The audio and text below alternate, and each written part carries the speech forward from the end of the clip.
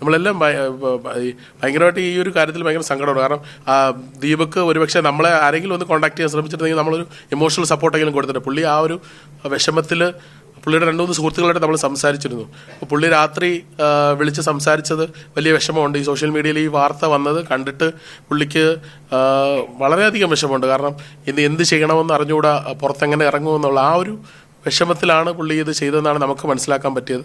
ആ പെൺകുട്ടിയാണെങ്കിൽ വീഡിയോയും ഡിലീറ്റ് ചെയ്ത് അക്കൗണ്ട് ഡീആക്ടിവേറ്റ് ചെയ്ത് മുങ്ങിയിരിക്കുകയാണ്. എത്രയും പെട്ടെന്ന് ദീപകിൻ്റെ കുടുംബത്തിനും ആ മരിച്ചുപോയ അദ്ദേഹത്തിനും ഇതിൻ്റെ ഒരു നീതി വാങ്ങിച്ചു കൊടുക്കണമെന്നാണ് നമ്മൾ അപേക്ഷിക്കുന്നത്. അതിന് തീർച്ചയായിട്ടും നീതി ഉണ്ടാവും. നിങ്ങളുടെ മാധ്യമങ്ങളുടെ വളരെ ശക്തമായ ഒരു സപ്പോർട്ട് ഈ ഒരു വാർത്ത കൊടുക്കുന്ന കാര്യത്തിൽ ഉണ്ടാവണം. കാരണം വേറെ ഒന്നും കൊണ്ടല്ല, ഇനി ഇതുപോലുള്ള കാര്യങ്ങൾ ഉണ്ടാവരുത്.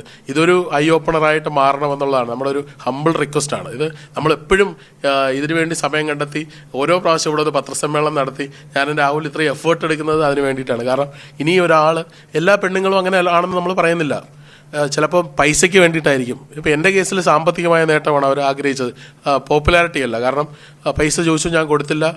ഒരാഴ്ച കഴിഞ്ഞപ്പോൾ കേസ് കൊടുത്തു. അപ്പോൾ എൻ്റെ ഭാഗ്യത്തിന് ഓഡിയോ ഉണ്ടായിരുന്നു. പൈസ ചോദിച്ചുകൊണ്ട് എൻ്റെ കാറിനകത്ത് വെച്ച് ചോദിച്ചുകൊണ്ട്, കാറിൽ ഡാഷ് ക്യാമറ ഉണ്ടായിരുന്നു, അതിൻ്റെ ഓഡിയോ ഉണ്ടായിരുന്നുകൊണ്ട് ഞാൻ രക്ഷപ്പെട്ടു. ഇല്ലെങ്കിൽ ഞാൻ എന്ത് ചെയ്യുമായിരുന്നു? ഇതുപോലെ മറ്റൊരു ദീപക്കായിട്ട് ഞാനും ഒരുപക്ഷെ ചിന്തിച്ചേനെ. എൻ്റെ ഒരു വിൽപ്പോറോ മൈൻഡ് പവറോ കൊണ്ട് ഞാൻ ഇപ്പോഴും ഇങ്ങനെ ഇരിക്കുന്നതേ ഉള്ളൂ. അപ്പം ഞാൻ കോടതിയിൽ പോയി ഫൈറ്റ് ചെയ്തു. ഇനിയിപ്പോൾ എൻ്റെ കേസ് ഫൈനൽ ഡിസ്ചാർജ് മാത്രമേ ആവുള്ളൂ. ബാക്കി പോലീസ് ക്ലീൻ ചിട്ട് എനിക്ക് തന്നു ഈ കേസിൽ. അപ്പോൾ ഇത്തരം കാര്യങ്ങൾ സംഭവിച്ചു. ഇപ്പോൾ അതൊക്കെ വെയിറ്റ് ചെയ്യാതെ അതിന് മുമ്പ് ഞാൻ പോയി മരിച്ചു കഴിഞ്ഞാൽ നഷ്ടം എൻ്റെ വീട്ടുകാർക്കും എൻ്റെ കൂട്ടുകാർക്കും ആർക്കാണ്, വേറെ ആർക്കും ഇല്ല എൻ്റെ അകത്തുള്ള നഷ്ടം.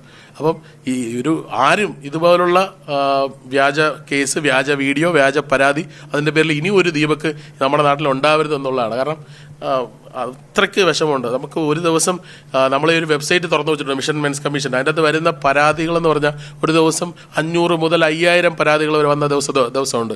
ഓരോ സ്ത്രീധനത്തിൻ്റെ ഇഷ്യൂവിൽ ഇതുപോലെ തന്നെ നമ്മുടെ സ്കൂളിൽ 2 കുട്ടികൾ തമ്മിൽ സംസാരിച്ചതിൽ പാരൻസിന് ഇഷ്ടപ്പെടാത്തതുകൊണ്ട് പോക്സോ ആക്കുക, അങ്ങനെ പല പല കേസുകളാണ്. ഈ ഒരു act, protection of children against sexual offence എന്നുള്ള ആക്ട് ഏറ്റവും മിസ്യൂസ് ചെയ്യപ്പെട്ടുകൊണ്ടിരിക്കുകയാണ്. നമ്മൾ ഇൻ്റർനാഷണലി പോയി കേരള ലോ അക്കാഡമി റെപ്രസെൻറ്റ് ചെയ്തൊരു പേപ്പറൊക്കെ പ്രസൻറ്റ് ചെയ്തു. അപ്പോഴൊക്കെ അറിയാൻ കഴിഞ്ഞത് കഴിഞ്ഞ വർഷം 5000-ഓളം കേസ് രജിസ്റ്റർ ചെയ്തതിൽ 4008 വ്യാജ കേസുകളെന്ന് കോടതി പോലും കണ്ടെത്തിയെന്നാണ്. അപ്പോൾ നിങ്ങളുടെ വളരെ അകമൊഴിഞ്ഞ ഒരു സപ്പോർട്ട് ഈ ഒരു കേസിൽ അപേക്ഷിച്ചുകൊണ്ട് നിർത്തുന്നു. Thank you. രാഹുൽ വരാത്തത് ഈ ഒരു കേസിൻ്റെ പ്രശ്നമുള്ളതുകൊണ്ടാണ്. അത് ഇവിടെ വന്നു കഴിഞ്ഞാൽ മേ ബി അദ്ദേഹത്തെ ഇവിടെ നിന്ന് തന്നെ ചിലപ്പോൾ പോലീസ് ഒന്ന് അറസ്റ്റ് ചെയ്തുകൊണ്ട് പോകാൻ സാധ്യതയുണ്ട്. അപ്പോൾ ആ ലാസ്റ്റ് മിനിറ്റാണ് അദ്ദേഹത്തിന് വരാൻ പറ്റില്ല എന്നുള്ള ഒരു അവസ്ഥയിലേക്ക് വന്നത്. അതുകൊണ്ടാണ് നമ്മൾ ഈ ഒരു ഇതിൽ ഒരു വീഡിയോ കോൺഫറൻസിലൂടെ ഈ ഒരു അദ്ദേഹത്തെ കൊണ്ടുവരാൻ ശ്രമിച്ചത്.